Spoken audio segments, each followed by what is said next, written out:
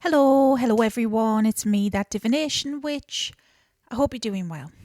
I'm back with a witchy video and a personal story, and you'll know it from the title, etc. But yeah, lately it's been getting a bit personal on the channel, hasn't it? A few videos about my personal experiences and things like this. Well, today is no exception. I'm going to be talking about my relationship with Loki. Loki being the trickster deity from the Norse and Germanic pantheons, famous for his depiction in the Marvel Cinematic Universe recently. And between us, I know he loves it, but actual Loki isn't Marvel Loki. And although he's popular and has gained popularity because of it, and he may like that people are talking about him, he isn't a cartoon character, he isn't a comic book character, a movie character, he is a deity. And he's complex and multifaceted, and so I'm going to be talking about my experience with him because it's complicated. And perhaps it'll share a few insights about deity work in general, and also, well, how to conduct yourself, let's say. I don't know. Let's get into it. If you're new here, hello, welcome. I'm Sarah, that divination witch. I hope you stick around. It's a safe space here. I like people to ask questions, share your experiences, help each other out. Nobody is to be judged here. We all have to start somewhere, and we're all on different paths, and that's okay. If you like that, please hit subscribe. I've got a link tree below as well if you are interested in getting a reading from me. I'm also teaching tarot, teaching magic, got all sorts of workshops going on. It's all in the works on Patreon and on my website. So watch this space, check it out. Thanks. All right, so Loki, I've spoke about him on the channel before in my series of deities and spirits I've met. Yes, he is the Norse trickster god. He's complicated. When it comes to Norse mythology and theology, a lot of the information we have is Christianized. A lot of the information we have, the Eddas, etc., the sagas, were written by Christians, not by the Norse peoples themselves. And so we have to look at it through that lens that potentially people were trying to make relatable characters, let's say, because at the time the Eddas were finally written down. Scandinavia, for the most part, had been Christianized. People were trying to, find links between religions and things like this. With that being the case, Loki is very much the antithesis, the devil archetype, the adversary, not antithesis, but I can't even say the word. Yeah, Loki is the adversary. He brings about Ragnarok in the end. He causes a lot of chaos. He's a trickster. He's a bit of a douche sometimes, but he has some horrible things happen to him. He's complex, very complex, and he's often depicted as this sort of impish sort of character. And I guess he can be. But then on the other hand, he's also strong and resilient and kind and caring and transformative. And he was accepted into the Aesir by Odin. He is his blood brother, like adopted brothers. And even in traditions and history, it's noted that if you leave Odin an offering, you must leave Loki one too. He is very respected by Odin. Why would Odin respect someone so much that he hates, It's a weird love-hate relationship. It's very much a vibe of, well, I can hate my brother, but you can't because he's my brother and he's not yours. And if you try and hurt him, I'll hurt you. But I can hurt him, but you can't. That's how it feels. Now, Loki, of course, because of what I've said, he is very popular as a deity to work with because, yeah, he's in the mainstream. A lot of people know him. He's up there. He's one of the names a lot of people seem to gravitate towards. And because of that, he can get a bit of a bad rep. It is known, especially in pagan circles online, that, if you worship Loki, if you work with Loki, people think you're immature, let's say. I'm trying to be PC and putting it politely here. Well, that's not always the case. It can be, but everyone's different. I've known Hecatean witches that are not exactly the most mature of people. I've known some that are vengeful and not so nice to their fellow witches, and some that are lovely and accepting. It doesn't matter in a way. You could follow any deity and be a dick. That's how you get some nasty Christians as well. I'm not being funny. Jesus preached love. He didn't preach hate like a lot of these people spread. So, that is how it is to, I guess, be perceived to work with him and who he is. And I've spoke about my experience with him already, but not this in depth. Sorry, my eye is itching. Now, yes, he is a trickster, and yes, he can be immature, or what we would say is immature. He can be childish. Sometimes that's really funny. He likes a joke. He likes to cause a bit of chaos in your everyday life. Even just the other day, I was looking for some antibacterial wipes. He hid them from me, and then they were stuck to the bottom of the kitchen cupboard somehow, I don't know how. He'll do stuff like that, like a prankster. The movie The Mask is actually based on him. The Mask is said to be something of Loki's in the movie, so go watch it if you want a taste of Loki's humour. That's a good sample of it, let's say. And so, yeah, he can be childish, but he isn't always childish. And chaos, he's helped me realise it's needed in life. We do need chaos. We all came from chaos. Whatever you believe in, the Big Bang was chaos. We all came from a clusterfuck of things. And we all like to make sense of chaos, at least try. The world is chaos. So there's always going to be that, always. And he's helped me realise that. And chaos can come in different forms. It can be childish and silly and fun and jovial. And it can be deep and meaningful and earth-shaking, world-shaking. I mean, Ragnarok. I know it's a mythology, but that's literally the end of the world he's supposed to bring about.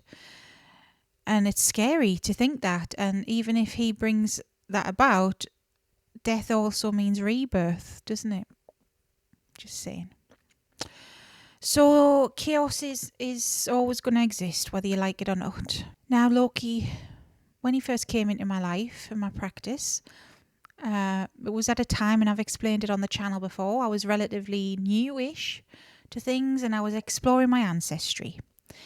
My ancestry is mainly Norse.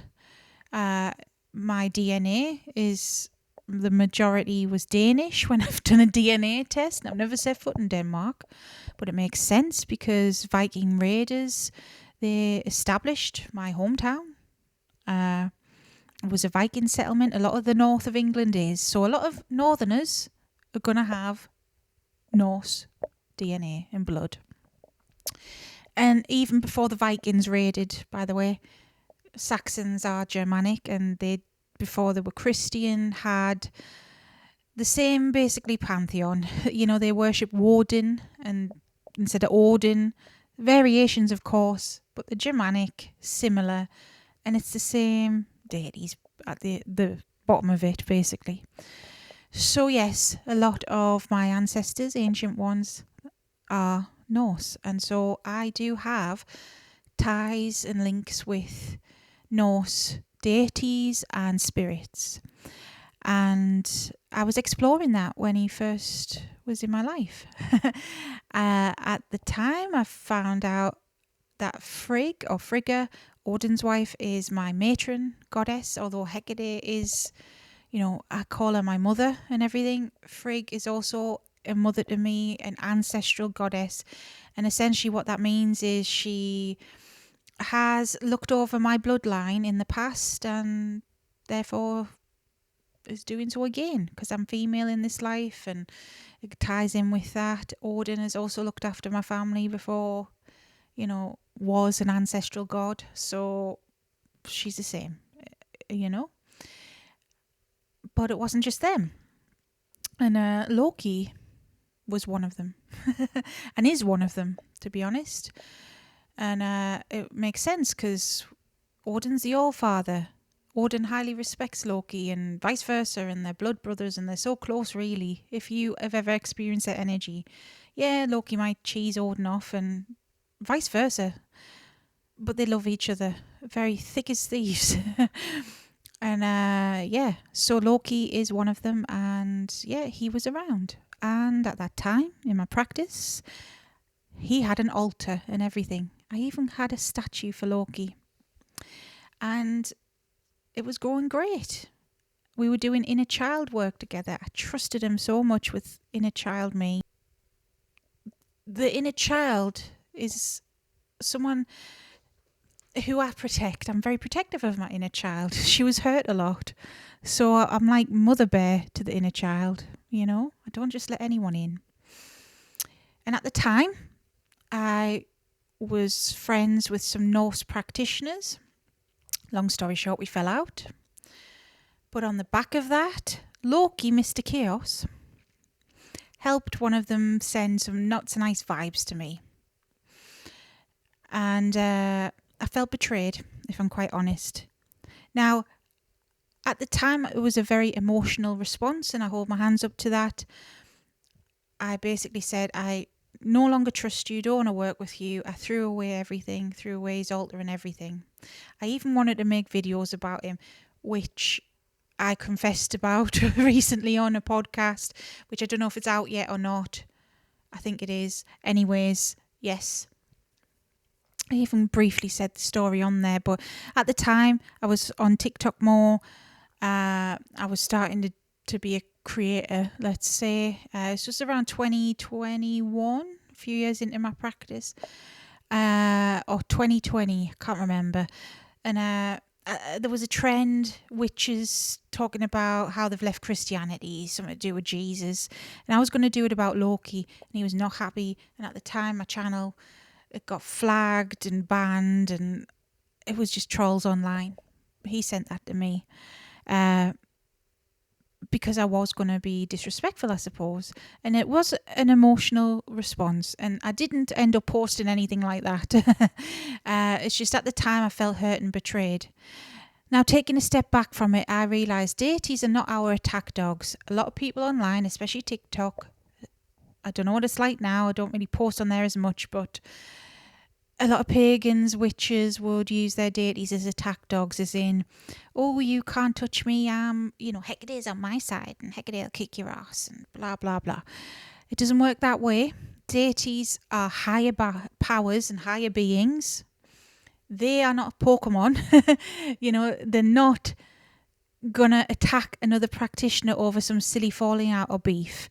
I had a silly falling out in the grand scheme of things with somebody else that worked with Loki, who then sent me some bad energy that Loki assisted in. But Loki is a chaos god, and Loki doesn't take sides either. So I suppose if I wanted to hit back, he would have helped me too. And it would have been a game of ping pong, to be honest. But instead of me hitting back at the time, I just felt so hurt and betrayed. And I saw it as a betrayal, if I'm quite honest. And then that's why I got rid of everything. And for years, I wouldn't speak with him. For other people, I would. But me and him, no. I would shut the conversation down. I would be like, hell no. I'm not talking to you. I don't trust you. And he knows this. And he's here right now. He's just listening to all of this. But he's not causing chaos. He's actually being pretty calm. Because there's sometimes he can be around. It's like everything's going wrong and jokes and everything. But he wants me to say all this. So he does have a sensible side. He really does. And a caring and loving side. A fatherly side. Which I'm going to get onto. So for years, yes, I've shut him out. was in recent years, about maybe a year or two ago. Lauren, who's been on the channel, she knows the whole story, and he was around her, and I forget exactly why, but I feel like he was pestering her to talk with me. It's like he never gave up wanting to talk with me and work with me. I think it hurt him too, what happened. Because he's my ancestral god. Like Frigg is a mother to me. I've figured it out that, yeah, he's like a father figure in a way, like an ancestral male deity, fatherish energy. Anyways, he was pestering her, and I was like, well, I don't want to talk with him, but he wouldn't stop, so I was like, fine, okay, we'll talk. And then when I say we talk, and when I talk with deities, it's through divination, through tarot, and through my psychic abilities, and I do meditations as well. Meditations to, I suppose, astral project, get messages from them that way too. So what I remember from it now is we made up essentially. I apologised, he apologised, and I know that sounds ridiculous that a god is apologising to me, but he did. He didn't mean to hurt me or my feelings or whatever. It's just the way he is. And deities aren't, like I say, attack dogs. They are higher powers. They don't take sides in that regard. It's very trivial and frivolous. And to be quite honest, I know when it comes to Hecate, she won't help with stuff like that. She really won't. If, say, two Hecatean witches had a falling out and wanted to hex each other, she's not getting involved. Pathetic to them. Truly pathetic. I've done a lot of growing myself in that time, and learning, realising things, putting things into perspective, and that's the way it is on any spiritual journey. Never stop learning, never stop growing. Okay? And admit your mistakes and learn from them. That's what happened. So, ever since then, I've acknowledged that, yeah, he's one of my ancestral gods, yep, but he didn't have an altar space or anything like that. I wasn't actively working with him, but he would pop up every now and then and we'd talk. And now, over the recent months, it's getting more and more intense. And I'll admit, I've been burying my head in the sand with it. It started off with signs from him, just directly to me. He'd crop up in other people's readings and then linger around and want to talk with me. I'd be seeing signs of him like spiders and things, but just playing it off that, oh yeah, it's just a spider, whatever. He was even willing to help me with something recently and wanted some Sour Patch Kids in return, which I did get him some. It was like a free favour of protection energy, basically. And yeah, I gave him the Sour Patch Kids. And it's just little hints of him. There's a witch I am collabing with in real life, in person. Not that this isn't real life. So I'm going to be doing some workshops with her. I'm doing the workshops at her space in person, but also doing it online. I'm trying to network locally. You see, I've been doing markets and, discovering local witchy things, And I felt like Hecate wanted me to do it, but it wasn't just Hecate. It was Loki as well. This woman out the blue, when we got chatting, I didn't know her from Adam. I didn't know her at all, I went down to her studio and got some healing off her and had a chat and we talked about collabing and introduced each other.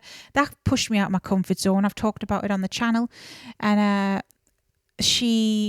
I mentioned Hecate and she said that she's always worked with Carly, so it was a similar vibe. And then Loki as well. I'm like, oh my God. And Loki got a minifigure off her as a statue. Like, you loved it. That's so Loki.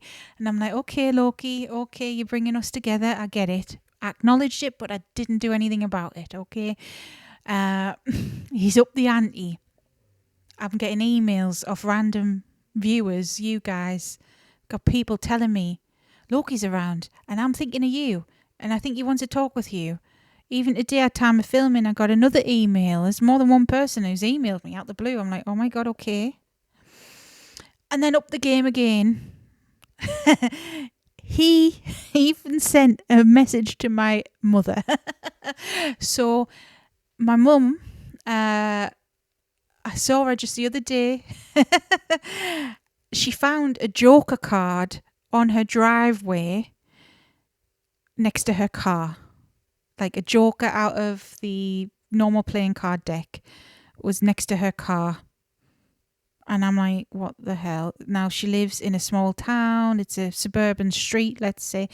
I don't know where that would come from other than Loki. And I did a reading on it, connected with him. Yes, it's him. He kept upping the ante. So I even had my mother involved.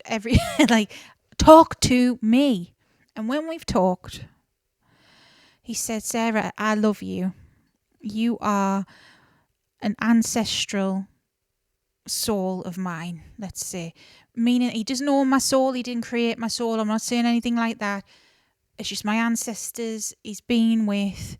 He likes my family line. He likes my bloodline, and I'm the spiritual one, and he wants to help. He truly wanted to help. And so he's listening to me, and he's listening to me talk right now, and he's letting me say all of this without a hitch.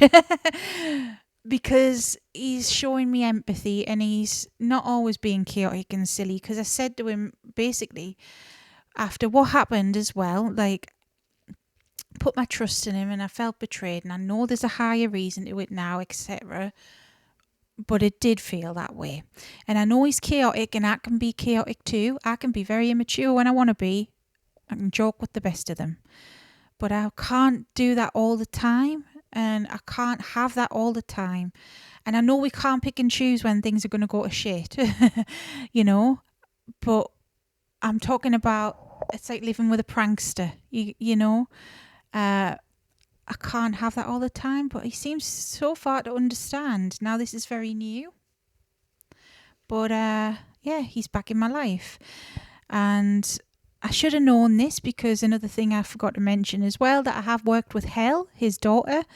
And another thing as well, I've had someone who I've recorded for the podcast. I don't know if it'll be out yet or not, but one of the podcasts, the Keys of Life one, this person is a Norse practitioner who works with Angerboda, who is Loki's first wife, and there's such a similarity between her and Hecate.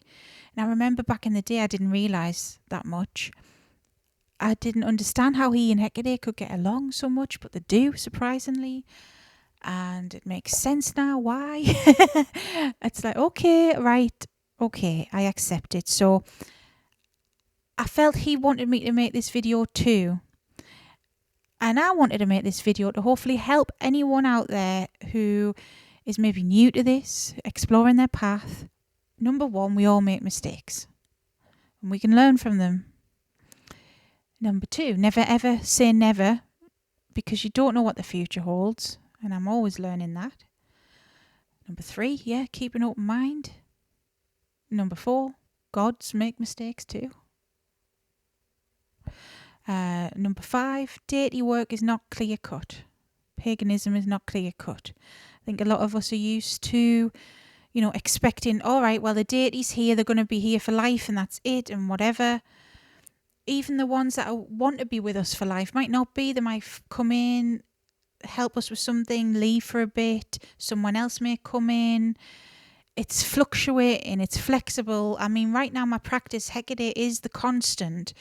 But when I say she's the constant, it's only because of what I do now for a job. I help other people. Sometimes I look, because it's always handy to write your readings down. Anyone learning, anyone in my tarot lessons knows this. I write my readings down, and I might see, I've spoke with Hecate each day this week, but actually it's been a week since I've spoke with her just for me, So if it wasn't for that, she wouldn't be here every single day, sort of thing, is what I feel. It's just because of what I do. But outside of Hecate being the constant, I mean, Lilith, she has been with me basically since the start as well, since before I was figuring out my ancestors and things. But she's not here every single day. She's not here all the time. She's here for a while with certain lessons on boundaries and things like this, and then she'll leave, and then she comes back, and it's always been that way. Right now in my practice, Morrigan is helping me. I don't know how long that's going to happen for. Obviously, I've just accepted Loki in. But in the past, I've worked with so many deities and spirits that have been in my life for a little while and then they've gone. And they'll always have room here if they ever wanted to come back or needed to or whatever. But that's the way deity work works. We're so quick to cast judgment on people and so quick to say, oh, that can't be possible. I get it all the time. And I try and make it water off a duck's back now that, oh, well, you don't believe me. I don't care. I'm not here to make you believe. What I will say, though, is that deity work, you're not going to have one team forever sort of thing. If it wasn't for my job, maybe Hecate would leave. I'd be gutted. But maybe she would go and come back and whatever. But when they go, it doesn't mean forever. There was a time in my practice I was working with Zeus heavily and a lot of the Hellenic deities. And that lasted for a while. And then that's teetered off and I went more left-hand path for a while. And some of the kings helped me, Beleth, Belial. I got help off other beings. And then it was only this year that's eased off. It's still in March time. I was heavily working with them. I would say it was about maybe May, June. It's teetered off now. And now we're branching back round into the Norse. This can happen, especially in this day and age. We're not in ancient times. We're not following a strict religion or a practice where you have to work with just one pantheon. We're mixing and matching in a way. It's personal. It's unique to you. If you are, say, following Aesaru or you want to be a Norse pagan, whatever flavour of that you're going to be, then yeah, sure. You might only want to work with the Norse pantheon. But that does not mean spirits or deities or beings outside of that don't care about you. A lot of you might not like to hear it, but Jesus still cares about you. There are saints that care about people because of ancestry. This is always going to be a thing. Spirit teams, I was having this conversation today. It's complicated. Spirit guides, someone asked me today, do your spirit guides leave you? Especially if you're doing deity work? No. We all have spirit guides too, and they can be so many different types of beings. It can be humans, your lost family members, your ancestors, but they could also literally be aliens. I've seen that. They could be mythological or what you think is mythological creatures like dragons and the fae, and they can even be animals and spirits you don't even know what the heck they are, but they're guiding you. And we don't know all the answers. We try and find out, but we don't. So just keep an open mind, and I hope my story has helped someone out there. And maybe you can share your story if you've ever had anything similar. Look, deities, spirits, they're all different. We've all got different values and different strokes for different folks. And sometimes people clash and sometimes people misunderstand each other, even higher powers, It's all about perspective. But as long as we're willing to admit when we're wrong, learn from our mistakes, grow, move on, then that's what it's all about. Yeah. So, yeah, I hope the story's helped. And let's see where this goes. I don't know where it's going to go with Loki and me, but he wants to help me. And so I'm like, okay. Help me then. Thank you. Let me know, is there anything else you want me to talk about? If you've made it this far, you may as well hit subscribe.